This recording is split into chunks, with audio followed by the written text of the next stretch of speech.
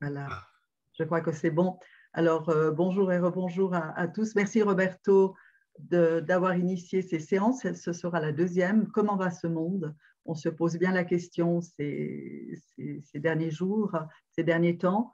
Nous avons beaucoup parlé lors de la première séance qui était mardi dernier, évidemment, de l'invasion russe en Ukraine. Où en est-on? Et peut-être aura-t-on encore le temps de parler d'autres choses. Ces séances sont là. On a mis l'effet papillon parce qu'on sait bien que quand il se passe quelque chose dans le monde, peu importe où, eh bien, le reste du monde est affecté. Alors, pour nous parler de tout ça, c'est Roberto De Primis, politologue connu et reconnu, mais pas que, qui voilà, commente Éclair, ces oui, séances. bien Sans sûr. plus tarder, je vais vous demander si ce n'est fait de couper vos micros et nous aurons ensuite la possibilité de poser des questions. L'idée, c'est 10 minutes, un quart d'heure de présentation, comme tu le sens, Roberto. Bien sûr. Et peut-être on peut quand même ouvrir nos micros pour un chaleureux applaudissement à Roberto, qui est chez lui à Bruxelles, qui ne bouge pas pour l'instant et qui est notre observateur privilégié. Merci, bravo Roberto.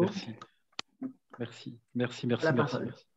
Mais je me rends compte que la semaine passée, j'ai commencé, je me sens tellement en famille au cercle des dirigeants d'entreprise que je me suis juste présenté depuis Bruxelles, mais je n'ai pas expliqué ce que je faisais. Et pour certaines personnes que je ne connais pas et qui ne me connaissent pas, certains que j'ai déjà rencontrés à plusieurs reprises sur Genève. Mais donc, je suis basé à Bruxelles, j'ai un cabinet conseil qui s'appelle Euro-Intelligence où je travaille sur la stratégie de croissance d'entreprise sur des nouveaux marchés. Donc, je les accompagne et aussi je fais des affaires publiques, du conseil là pour tout ce qui touche aux affaires européennes, donc des entreprises qui travailleraient auprès de l'Union européenne, Parlement européen, Commission et autres.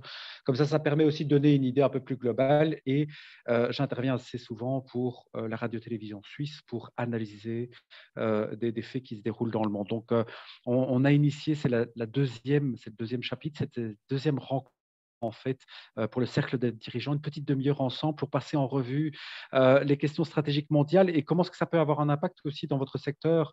N'hésitez pas, je vois Ralph, je vois Gilles, je vois Ludovic, dont je ne sais pas dans quel domaine vous êtes. Peut-être votre domaine pourrait être touché de près ou de loin par un certain nombre de crises qu'il peut y avoir à l'heure actuelle. Bon, effectivement, on va reparler un peu de la situation mondiale, mais avec l'invasion russe, mais je vais essayer de le faire de manière un peu plus transversale, avec l'énergie, avec l'agriculture, des questions qui peuvent toucher à plusieurs secteurs dans lesquels vous êtes peut-être actif. Donc, un premier sous-chapitre qui serait avec l'enlisement en fait, de ce conflit. On se retrouve dans des situations assez désagréables parce qu'on remarque que les Russes jusqu'ici, qui croyaient faire ça de manière éclair en quelques jours, commencent à traîner.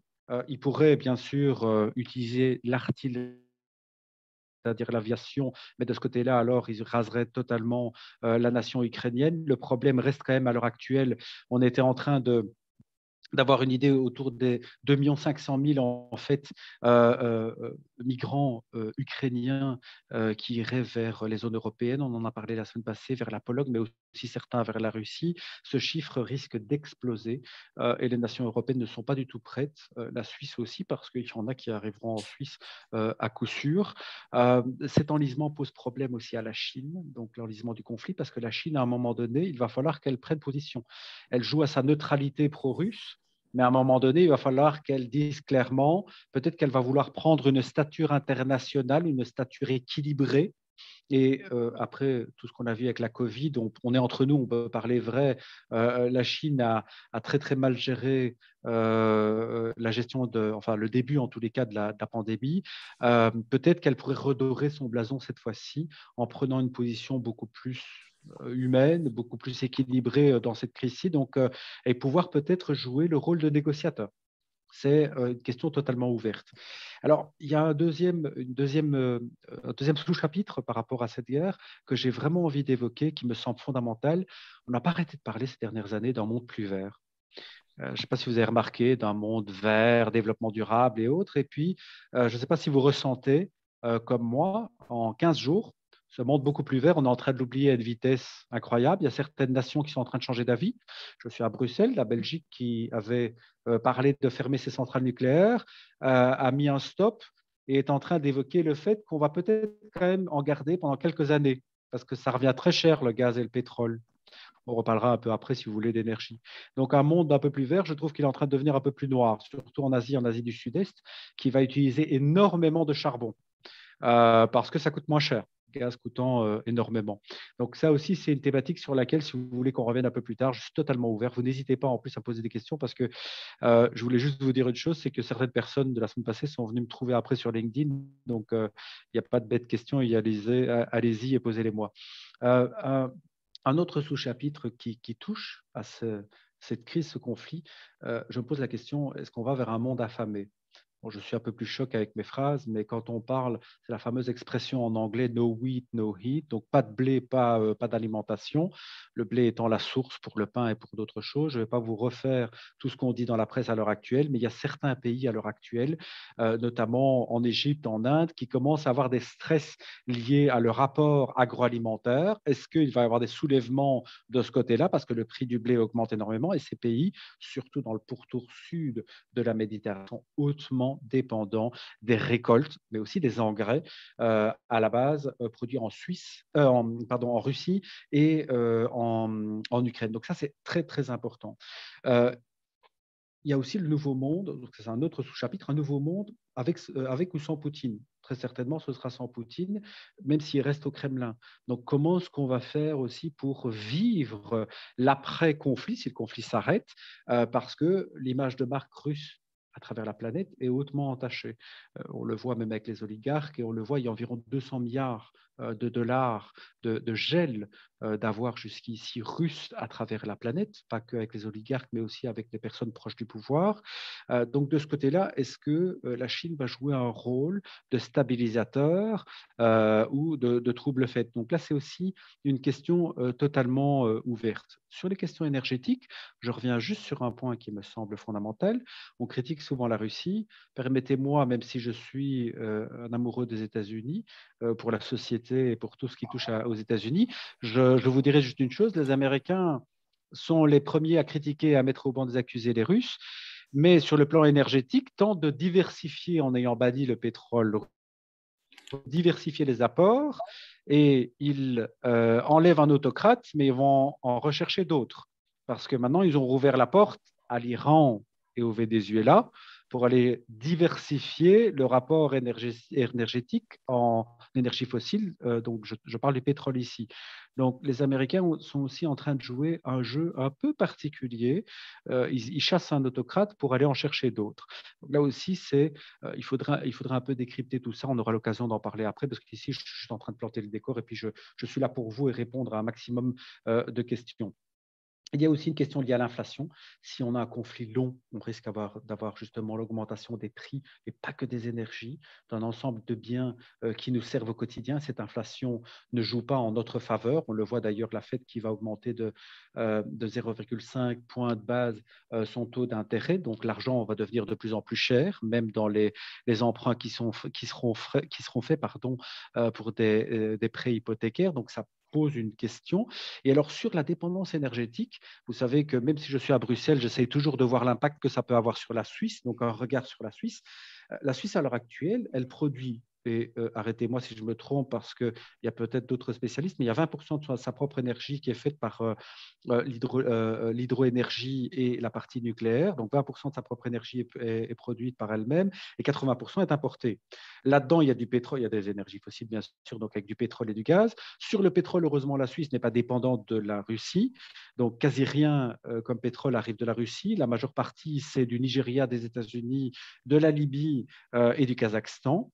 De l'autre côté, par contre, pour le gaz, et là, le gaz est quand même assez important pour la Suisse parce que quasiment un cinquième, si ma mémoire est bonne, des immeubles d'habitation en Suisse sont alimentés au gaz. Et bien là, le gaz, la moitié du gaz importé vient de Russie. Donc, il y a quand même une dépendance de la part de la Suisse à des énergies fossiles en provenance de la Russie. Donc, effectivement, le prix est important et effectivement, politiquement et géopolitiquement parlant, la Suisse doit quand même pouvoir réfléchir à sa dépendance à la Russie. C'est quelque chose qui sera vraiment important. Dernier petit point, Je ne sais pas si vous vous souvenez, si on part 3 semaines en arrière, à ce moment-là, on nous parlait de Covid énormément, on nous parlait de supply chain, on nous parlait de puces et de semi-conducteurs. Ces problèmes-là, ils restent là toujours. Donc, j'espère que ce conflit ne va pas cacher d'autres problèmes. Je lisais un interview du grand patron de Volkswagen qui disait on a résisté au Covid, on a résisté à la pénurie de puces et de semi-conducteurs. Je ne sais pas si on résistera à un conflit long en Ukraine et une inflation assez conséquente. Dans la zone euro, on sera normalement à la fin de l'année en moyenne à 7%. C'est quelque chose qui touche les chefs d'entreprise. Donc, il ne faudra pas oublier, c'est pas parce qu'on ne doit pas être aveuglé par ce conflit. Il y a d'autres problèmes qui vont toucher les entreprises. Voilà, je m'arrête là. Je ne veux pas trop parler. Je suis là pour les membres du cercle des dirigeants d'entreprise. Donc, je m'ouvre à toutes vos questions. N'hésitez pas. Merci, cher Roberto, de ce tour d'horizon. En effet, il y a beaucoup de problèmes et c'est un peu l'arbre qui cache la forêt, peut-être. Si vous avez des questions, bon, si personne ne s'annonce, je vais vous demander à l'un et à l'autre de vous présenter et de poser les questions. Gilles, tu en as une. Gilles Clincard, tu ouvres ton micro. Oui, bonjour, merci Roberto pour cet premier épisode. Et c'est vrai que c'est important pour moi en ce qui concerne l'énergie, parce qu'aujourd'hui, on parle beaucoup d'énergie électrique et on nous parle de solutions. Donc, moi, ma question, c'est les solutions de mobilité électrique, auto, moto, aviation, etc., deviennent les réponses à la mode pour un environnement plus vert. Par exemple, la France aujourd'hui promeut l'énergie nucléaire, par exemple. Est-ce que la solution à suivre face à la crise énergétique est la bonne? C'est une excellente question parce que si vous regardez une chose, que quand on observe stratégiquement la situation à l'heure actuelle, on ne se rend pas compte que pour l'hiver prochain, donc l'hiver prochain, celui qui vient ici fin 2022, on aura encore besoin du gaz et du pétrole russe. On n'aura pas encore d'ici là été capable, dans notre mix énergétique, de le rééquilibrer vers d'autres types de gaz, parce que ça passe par certains pipelines et les pipelines qui viennent d'Azerbaïdjan via la Turquie et d'autres pays ne peuvent pas nous amener assez de gaz et de pétrole pour permettre un apport conséquent pour la demande qui est faite en Europe et en Suisse. Donc de ce côté-là, à l'horizon hiver 2022-2023, même si on veut trouver des solutions maintenant, c'est des solutions sur le moyen terme, pas sur le court terme. Le court terme, je parle vraiment du prochain hiver. Et en bon gestionnaire de risque que je suis, il faut déjà penser au prochain hiver. Parce que la Russie, si on veut diversifier nos apports, elle sera toujours là. On a encore des contrats en cours avec Gazprom. Ils vont encore continuer pour le prochain hiver. La diversification, l'Union européenne a un Green Deal. Elle a voulu vraiment modifier sa capacité en utilisant l'électrique pour les voitures et même pour des scooters électriques. Mais on sait très bien que ça ne se fait pas en quelques jours.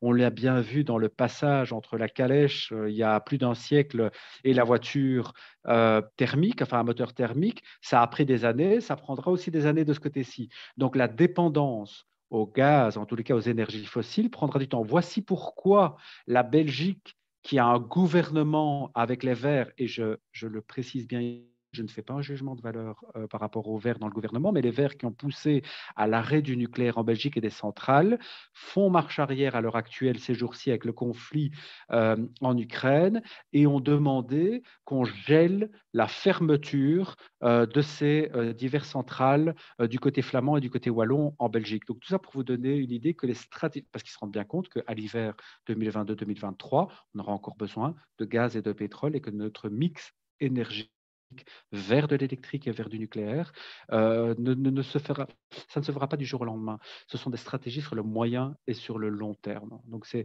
important de garder un œil. Donc votre question est super, Gilles, est super intéressante, mais c'est une stratégie à moyen et long terme. Mais Roberto, pour continuer sur cette question, une question un peu candide, pourquoi Poutine, finalement, pour répondre aux sanctions, ne dit pas finalement stop, plus de gaz pour vous, du jour au lendemain, puisque les Européens, j'entendais la présidente l'autre jour dire, ah oui, faudra se passer du gaz russe, mais à horizon 3, 4, 5 ans. Donc, il y a des sanctions, mais au niveau du gaz, ça se passe toujours comme ça. Qu'est-ce qui se passe? Pourquoi? Ce week-end-ci, j'ai eu un petit déjeuner avec un directeur de la Commission européenne et je lui ai demandé combien rapporte à la Russie par jour la vente d'hydrocarbures à l'Union européenne. C'est 600 millions de dollars. Et ça, avec cette réponse-là, la Russie ne va sûrement pas couper les vannes parce que c'est 600 millions de dollars d'argent frais qui rentrent dans ses caisses par jour, vu la consommation qui en est faite sur le sol européen. Donc, ils n'ont aucun intérêt.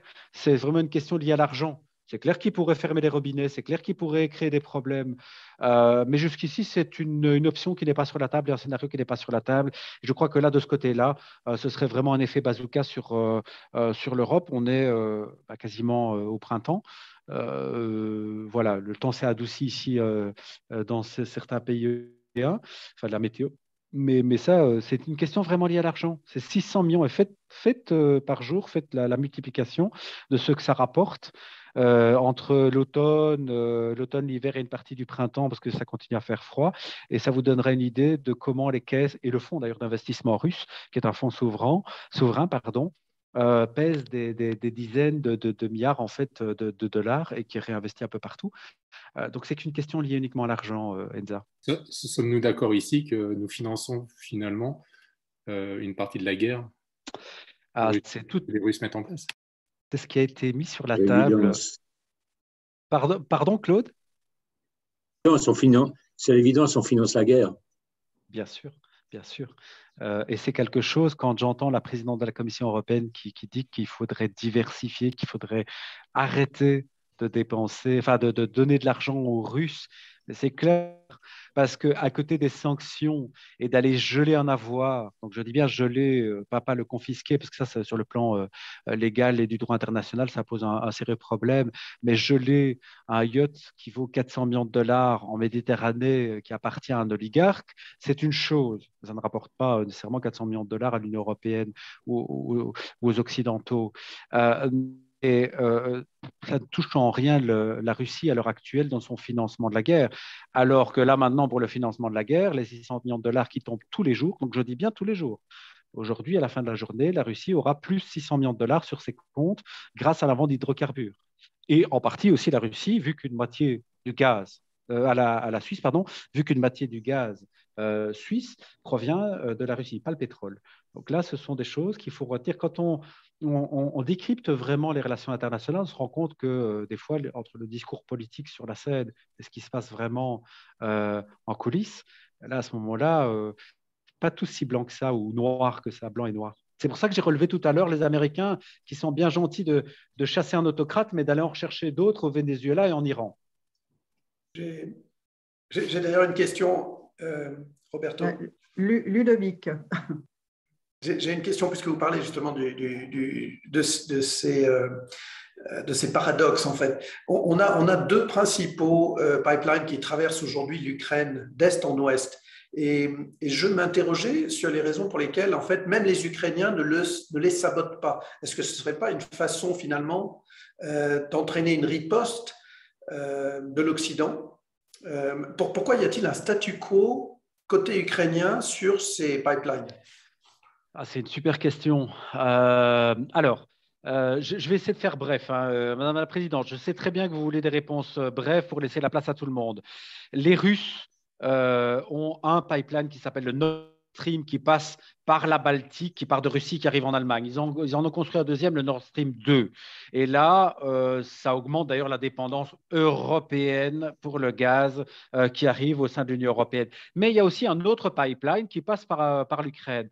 Pourquoi est-ce que les Ukrainiens jusqu'ici n'ont jamais saboté, et même avant le conflit, parce que ça rapporte. Ce sont des redevances. Et là, de nouveau aussi, the devil is in the detail, comme on dit. Donc, le diable est dans le détail. Ça rapporte de l'argent par jour passage de ces hydrocarbures dans le pipeline qui arrive après en Pologne et dans d'autres pays européens. Donc ça, c'est très, très important pour comprendre le passage de ces hydrocarbures lourds qui passent de la Russie à travers l'Ukraine. Maintenant, je n'ai pas de nouvelles à l'heure actuelle si ce pipeline a été fermé durant le conflit pour des raisons que, par exemple, la Russie aura envie tout simplement de le fermer, mais c'est vraiment une question purement monétaire parce que les Ukrainiens qui n'ont pas nécessairement beaucoup d'argent, qui est un pays agricole, on le voit d'ailleurs avec la dépendance liée au blé à l'heure actuelle pour des pays, pensons à l'Égypte, pensons le blé ukrainien et russe, sachez une chose, ça leur rapporte de l'argent, ces pipelines-là. Et quand les Russes ont voulu créer le deuxième pipeline Nord Stream 2, ça a fait grincer des dents chez les Ukrainiens parce qu'ils se sont bien rendus compte qu'ils étaient bypassés, comme on dit, donc on les outrepassait, qu'on allait faire passer les hydrocarbures sur ce pipeline-là et plus par les Ukrainiens, et donc qu'il n'y allait plus y avoir de la redevance qui rapporte beaucoup d'argent à Kiev. Mais on est quand même en pleine hypocrisie sur cette guerre, on est d'accord? Bah oui. Alors, et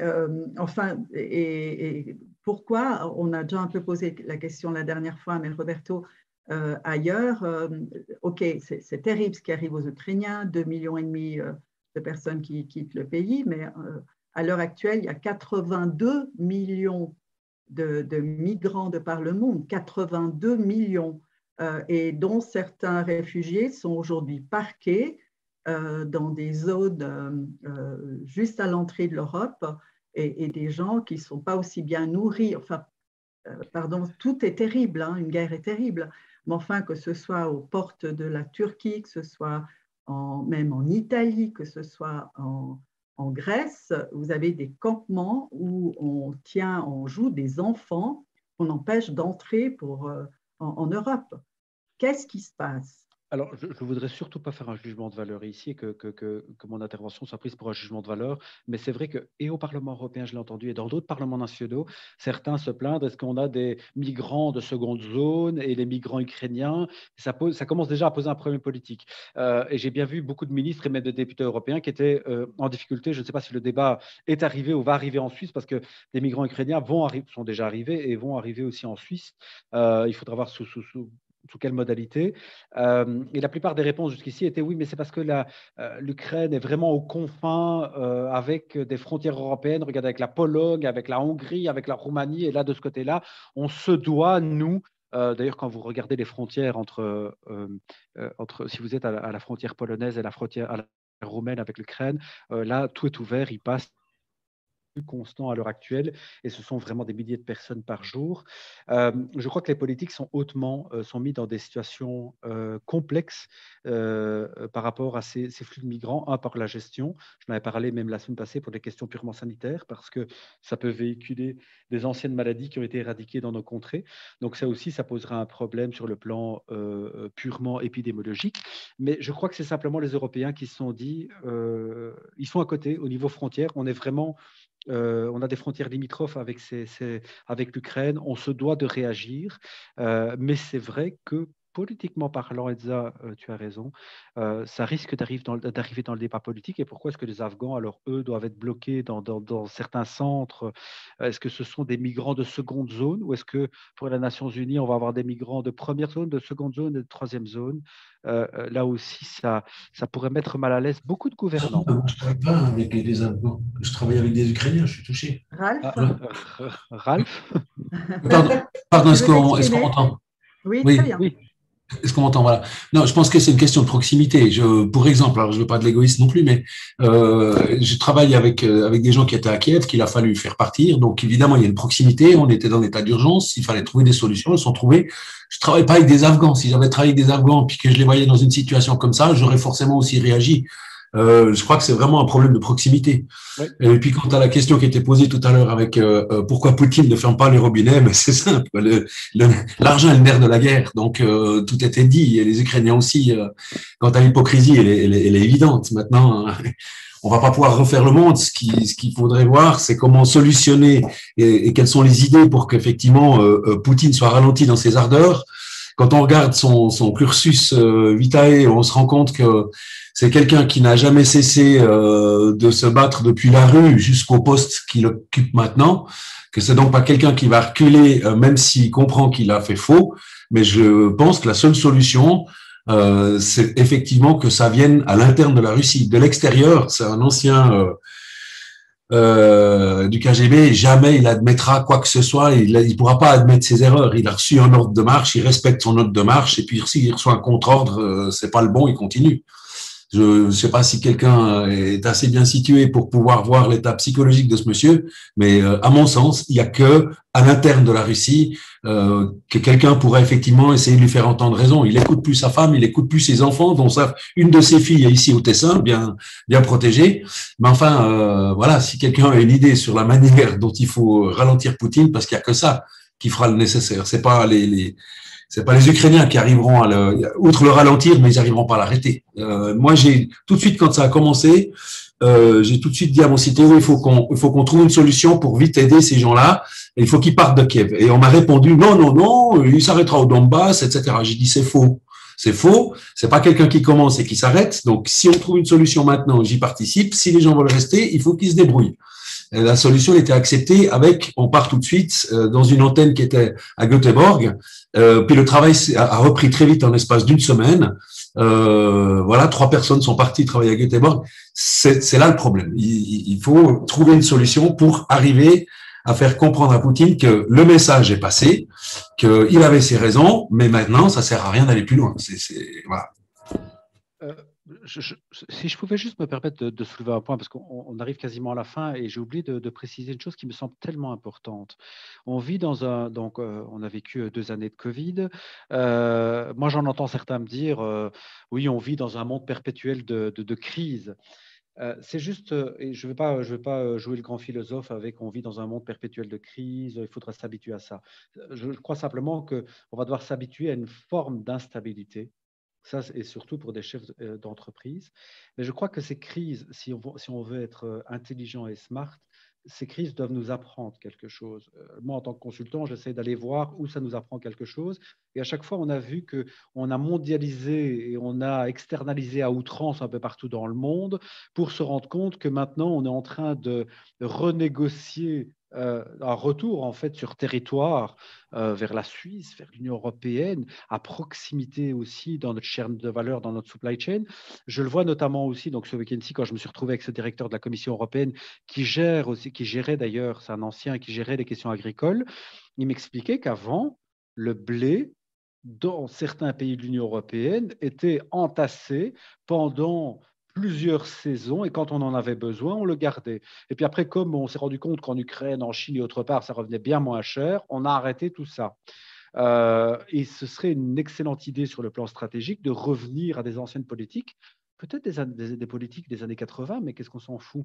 Tant qu'elles peuvent être proches des demandes et répondre justement pendant ces temps de crise. On le voit avec les puces et les semi-conducteurs qui sont faits majoritairement à Taïwan et dans d'autres endroits. Ces crises doivent nous apprendre à être beaucoup plus smart et à mieux réagir, à être malléable et ne pas vivre dans un stress constant de comment est-ce qu'on va se sortir avec la prochaine.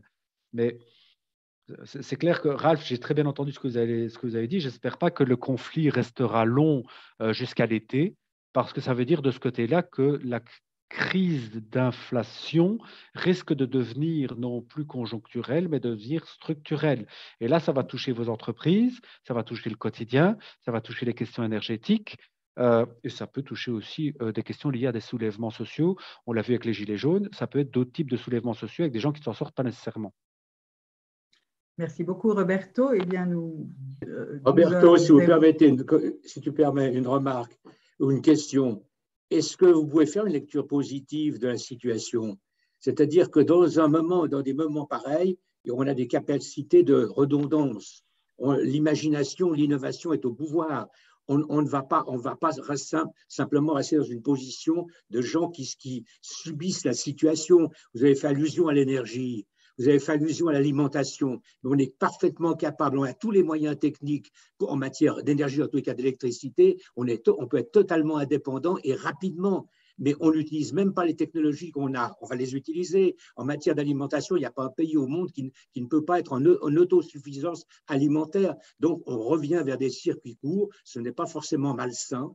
Et c'est à partir de là que l'on peut véritablement avoir un esprit entrepreneurial et faire une lecture positive des choses. Vous ne pensez pas?